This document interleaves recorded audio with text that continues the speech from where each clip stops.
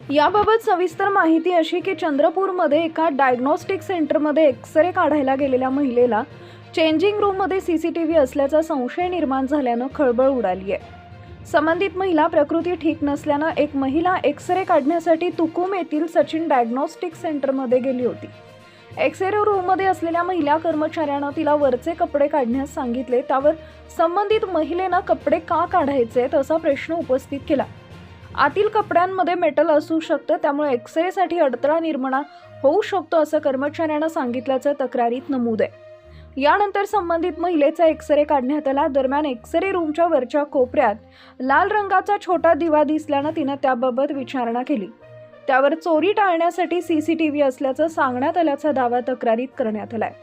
संशय आल्यानं संबंधित महिला डॉक्टरांच्या कक्षात गेली असता मॉनिटरवर लाईव्ह सीसीटीव्ही फुटेज सुरू असल्याचं तिचा आरोप आहे।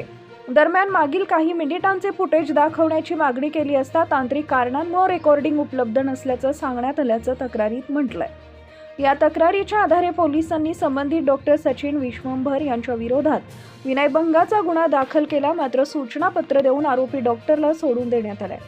महिलेनं तात्काळ पोलिसात तक्रार दाखल केली। या तक्रारीनंतर डॉक्टर विरोधात गुन्हा दाखल करण्यात आलाय। पोलिसांनी डॉक्टरला सूचनापत्र देऊन सोडून दिलं।